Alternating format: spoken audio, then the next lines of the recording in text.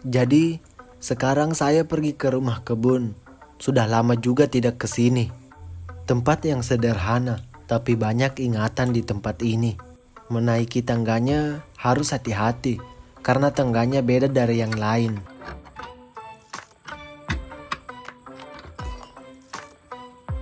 Di rumah panggung kebun, suasananya tenang, juga sangat segar. Rumah kebun ini berada di gunung dan isinya pohon coklat atau kakao. Jauh di sana ada desa tempat kelahiran saya. Wah, saya lupa, ternyata di samping rumah kebun ini ada rambutan. Sekitar seminggu lebih, rambutan ini baru masak. Saya beralih mengecek air dulu. Selangnya tidak ada air ternyata. Lalu mengecek selang bagian bawah. Tidak keluar air juga. Nah, jadi ini tempat penampungan airnya. Untuk selangnya sendiri menuju ke atas tempat pencucian piring tadi. Untuk jalur selangnya menuju sisi rumah ini dan menuju ke atas sana. Kalau begitu, saya akan pergi mengeceknya bagian hulu. Sembari mengikuti selangnya, saya juga mengecek-ngecek apakah ada yang bocor. Pohon coklat di kebun ini sudah tua, tidak produktif lagi dan harus diganti. Saya melihat ada banyak durian yang jatuh, hijau-hijau juga. Di depan sana ada banyak lagi. Lalu saya melihat ke atas pohonnya. Wah, ada dahan yang patah. Sepertinya dahan itu penuh dengan durian, jadi berat, lalu patah. Ada satu di sini, warnanya meragukan. Saya coba hirup, tapi tidak ada baunya. Lalu mengeceknya pakai kuku, tidak ada bunyi kopong. Jadi ini tandanya masih mentah. Nah, itu sana, dahan yang patahnya. Jadi ada banyak durian yang mentah jatuh, lalu membusuk. Ini dia, ujung dari selang itu tadi. Baiklah, saya akan melepas saringan ini dulu. Ada banyak lumpur di dalamnya, jadi ini yang membuatnya tersumbat. Lalu saya melapisi bagian bawah dengan daun, agar penyaringnya tidak langsung terkena tanah. Setelah itu, tinggal menutup sisi bagian selang saja dengan tanah, agar airnya keluar melalui selang.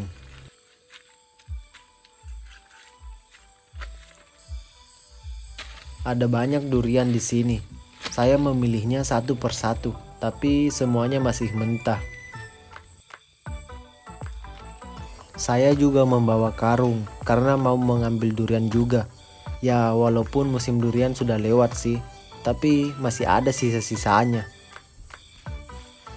Di sini ada bekas kulit durian yang sudah dimakan monyet juga, seperti ini. Saya menuju ke pohon selanjutnya. Untuk pohon di sana tinggal beberapa buah saja, dan ada pohon juga yang belum berbuah sama sekali. Syukurlah, setelah mendekati pohonnya, ada yang jatuh cuy. Saya mencium aroma dari durian ini. Ternyata sudah masak. Di sana, saya dikagetkan dengan adanya monyet digo. Primata ini adalah salah satu hewan endemik dari 7 spesies monyet Sulawesi yang dikenal sejauh ini. Dan tidak ada negara manapun selain Indonesia. Primata ini juga mulai terancam punah dan pastinya dilindungi. Dari 7 primata endemik Sulawesi itu, yang pertama Macaca heki. Primata ini dapat ditemui di bagian Sulawesi Utara dengan nama ilmiah Papio heki. Kadang lebih sering dipanggil boti. Ada Macaca nigrescens, sebarannya Sulawesi Utara juga dengan nama ilmiah Papio nigrescens. Untuk primata ini memiliki jambul dan tubuhnya berwarna kecoklatan. Yang ketiga, Macaca nigra yang sebarannya berada di Sulawesi Utara juga dengan nama ilmiah Cynocephalus niger. Yang uniknya, semua tubuhnya berwarna hitam dan memiliki jambul. Primata ini sering dipanggil dengan nama yaki. Keempat, Macaca ocreata atau monyet digo. Sebarannya berada di Sulawesi Tenggara dengan nama ilmiah Papio ocreata.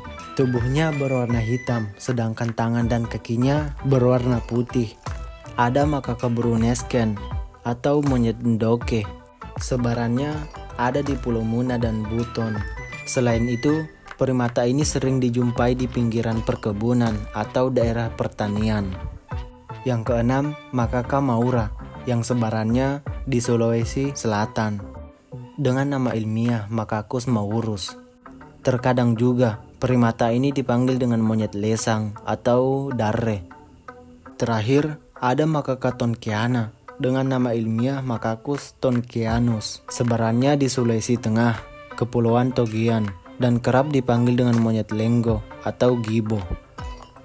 Mari kembali mencari durian lagi. Nah, itu dia pohon selanjutnya. Walaupun buahnya tinggal sedikit, semoga ada yang jatuh. Saya langsung mencari di sekitar pohon. Siapa tahu ada yang jatuh. Lumayan jadi tambahan. Mari beralih ke buah kelapa. Siang-siang begini memang paling cocok kelapa muda. Berhubung ada tangga, jadi tidak susah payah manjatnya lagi. Jadi tinggal dipetik saja. Di perjalanan juga, saya mengumpulkan biji merica atau lada. Buahnya sudah banyak yang berjatuhan. Merica yang siap diolah akan berwarna merah. Untuk membersihkan kulitnya, merica ini harus direndam dulu sekitar seminggu lebih, lalu dicuci dan dikeringkan. Untuk biji merica yang mentah, masih berwarna hijau seperti ini. Jadi kurang cocok dijadikan rempah-rempah. Setelah sampai, saya langsung menuju ke penampungan air. Oke, airnya sudah aman. Tinggal menikmati hasil pencarian tadi. Rasanya manis legit, sedikit pahit, dan lembut. Begitulah rasa durian lokal. Selanjutnya kelapa muda. Memang, minum kelapa muda di siang hari adalah pilihan yang tepat.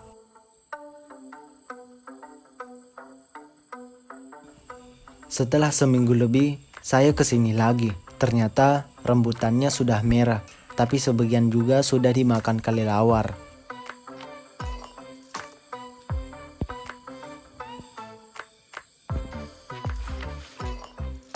Langsung saja saya mengambil gala untuk mengambil rambutannya. Oke lah, segini saja sudah cukup. Rambutannya juga belum terlalu merah. Lumayan manis juga, karena sebagian buahnya masih ada yang berwarna hijau. Dan yang bagusnya dari teras ini, kita bisa melihat pemandangan yang indah. Setelah menghabiskan rambutan, tadi saya langsung mencari durian. Dan saya dapat 6 buah hari ini. Saya mencoba membelahnya satu, membukanya juga tidak terlalu susah.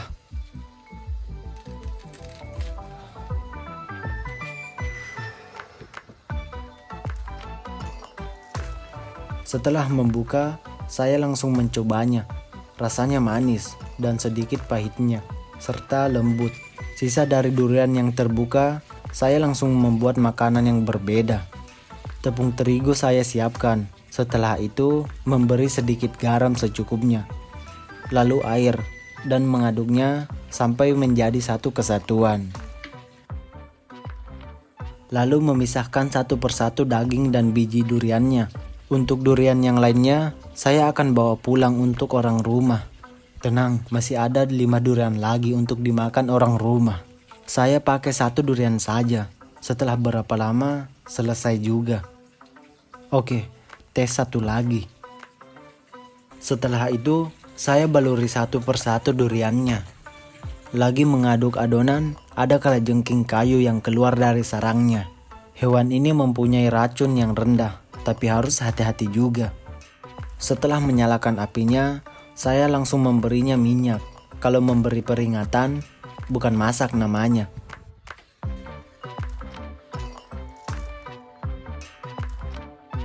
Durian yang sudah dibaluri dengan tepung, langsung saya goreng ke dalam minyak panas. Memasukkan 1 persatu agar rapi. Karena wajannya kecil, jadi terbatas juga yang bisa digoreng. Jangan lupa, Sambil digoreng, tetap jaga kestabilan apinya juga, biar tidak cepat gosong. Sesekali dibalik dan penggorengan sesi pertama sudah selesai, tinggal diangkat saja. Aroma dari durian goreng ini tambah sedap cuy. Lanjut sesi kedua. Di penggorengan kedua ini akan lebih cepat karena minyaknya sudah panas, jadi tidak lama menggorengnya. Nah, sudah jadi durian goreng hari ini. Oh iya, satu lagi tidak kalah pentingnya juga. Teman ngemil untuk gorengan ini harus ada kopi. Seperti ini. Tinggal mencari tempat untuk dinikmati. Rasanya sangat khas. Duriannya meleleh dan bentuk bagian dalamnya seperti selai.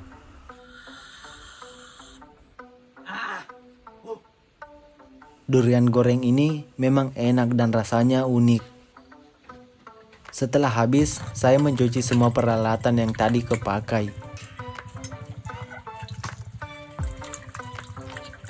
Siang ini, saya berada di sawah. Rencananya akan memancing ikan, tapi hari ini kelihatannya mendung. Baru memulai memancing, gerimis datang cuy. Waduh, ini yang bukan saya harapkan. Beberapa saat hujan turun. Jadi saya berteduh di bawah pohon rumbia ini. Di gunung sana juga sudah hujan deras. Padahal baru beberapa menit saja saya sampai, sudah hujan. Umpannya juga tidak mau dimakan ikan. Sepertinya ikan di sini memilih mandi hujan daripada memakan umpan saya. Tidak apa-apalah, ini bukan masalah serius.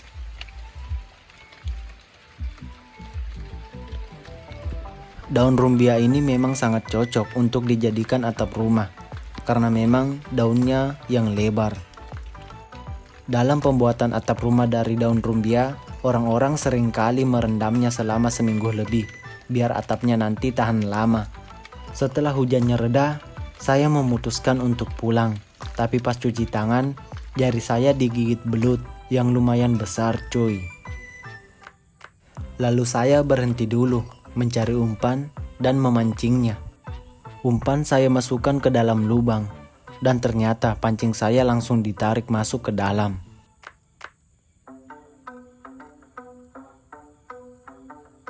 Langsung saja saya tarik-menarik dengan belutnya cuy. Akhirnya belut berhasil saya selamatkan. Di sini belutnya hampir melepaskan diri.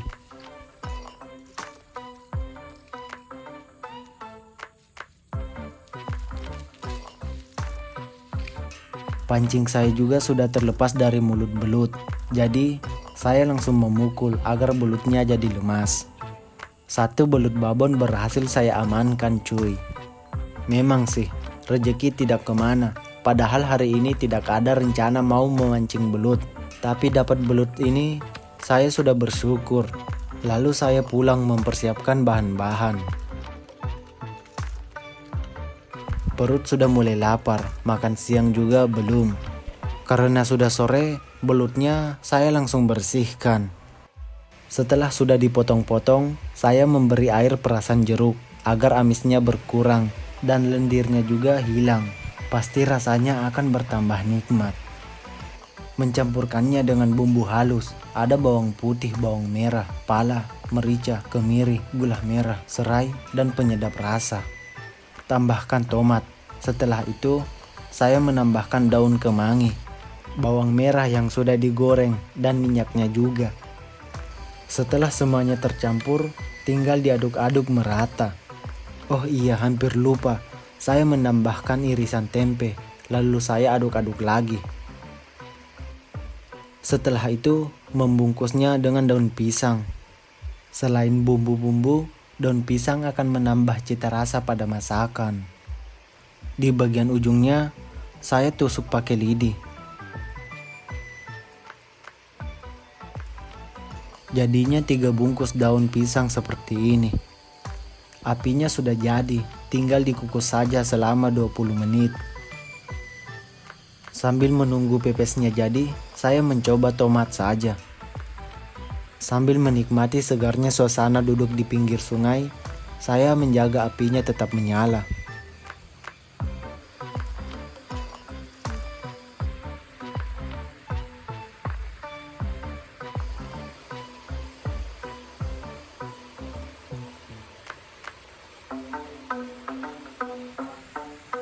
Setelah 20 menit, daun pisang akan berubah warna menjadi kecoklatan. Berarti tanda pepesnya sudah jadi. Tinggal diangkat saja dan siap untuk dinikmati. Saya mencoba membuka bungkusan dari daun pisangnya. Ternyata pepesnya masak dengan sempurna. Pepes belutnya sudah jadi, waktunya makan. Ambil posisi yang nyaman dulu, saatnya dicoba. Rasanya sangat nikmat. Perpaduan daun pisang dan bumbu kuningnya menambah cita rasa pada pepes ini. Yang nikmatnya belut itu, apalagi ukurannya besar, tulangnya hanya bagian tengah saja. Jadi akan sangat aman perihal drama ketusuk tulang. Ditambah lagi makan langsung di alam dan di pinggir sungai seperti ini. Baiklah kalau begitu, saya lanjut makan dulu.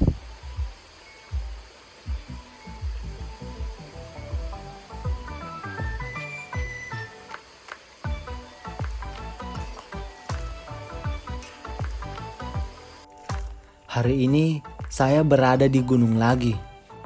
Untuk daerah sini ada banyak pohon cengkeh. Sebagian warga desa berkebun di sini. Jauh dari sana, desa tempat saya dilahirkan. Sebelah kanannya ada persawahan dan untuk sebelah kirinya sudah jadi pertambangan nikel. Jauh dari sini terlihat jelas itu tempat kelahiran saya dan sebelah sana sudah pertambangan. Untuk ke pantai jaraknya 7 km. Semoga desa saya, tempat tinggal kami, damai dan nyaman selalu. Lalu saya melanjutkan perjalanan ke kebun cengkeh, karena tahun ini sudah memasuki musimnya berbuah. Saya sudah sampai di kebun. Pohon cengkeh ini sudah 7 tahun lebih tapi belum berbuah. Ya, pohon cengkeh di kebun ini tidak terawat, jadi lihat saja rumputnya, hampir setinggi 3 meter. Ini salah satu pohon cengkehnya, sangat disayangkan. Pohon ini belum pernah berbuah, apalagi sudah memasuki 5 tahun lebih. Sambil melihat-lihat, saya juga membersihkan di area sekeliling pohonnya. Butuh kesabaran, tenaga, dan waktu untuk mengurus ini lagi, apalagi tentang pupuknya. Nah, sebelah sini sudah selesai. Sana juga sudah. Masih banyak lagi yang menunggu untuk dibersihkan. Saya istirahat dulu sambil memulihkan tenaga dan memakan bekal yang saya bawa dari rumah. Karena tadi juga saya menebas rumput untuk membuat jalan karena kebun ini full rumput.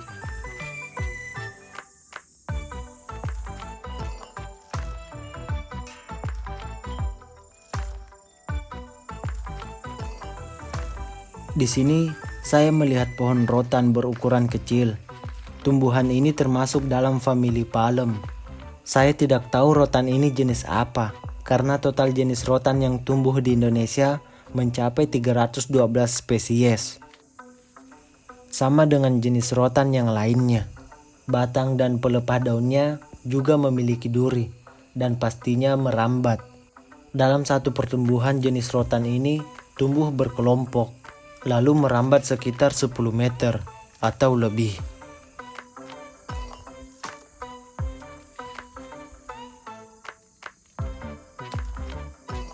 Saya akan mengambil batangnya untuk dijadikan tali.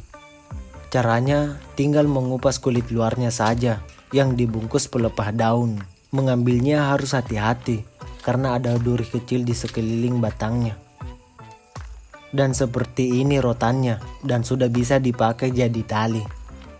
Karena hari ini sudah siang, saya mencari lauk untuk teman nasi hari ini. Saya berjalan-jalan di sekitar dan melihat ada pakis merah. Daunnya seperti ini, berwarna merah, baru saja tumbuh. Salah satu ciri-cirinya selain berwarna merah, semua bagian pinggir pada daunnya bergerigi. Mari memetik sayur alam. Di sini ada banyak yang tumbuh menjadi pucuk. Satu persatu saya petik saja, karena di daerah saya tanaman ini dibiarkan saja. Oke, segini saja sudah cukup. Padahal hari ini masih siang, tapi kabutnya mulai turun. Setelah memanaskan minyak, saya menumis perbawangan, lalu diaduk-aduk merata. Setelah bawangnya harum, saya memasukkan pakis merah yang sudah saya bersihkan tadi. Setelah daun pakisnya mulai layu, saya menambah penyedap rasa secukupnya, lalu kembali mengaduk-aduknya lagi. Sebelum daun pakis merahnya diangkat, saya mencampurkan irisan tomat agar menambah vitaminnya juga. Setelah menunggu 15 menit, akhirnya sayur pakis merahnya sudah jadi. Saya langsung mengangkat sayur pakis dan mempertemukan dengan pasangannya, yaitu nasi. Hujan juga sudah mulai turun, sepertinya hujan ini akan lama. Dan sayur daun pakis merahnya sudah jadi. Selamat menikmati. Untuk pertama, saya mencoba sayurnya dulu. Rasa perpaduan pucuk daun ubi jalar dan rasa pakisnya berlendir. Ada rasa renyahnya juga. Pakis merah ini memang cocok untuk ditumis pedas, ditambahkan terasi atau saus tiram, apalagi gulai bersantan. Dan yang uniknya dari daun ini memiliki pigmen yang sama dengan warna daunnya. Alhasil, kuah dari pakis ini berwarna merah juga. Kalau begitu, saya lanjut makan dulu.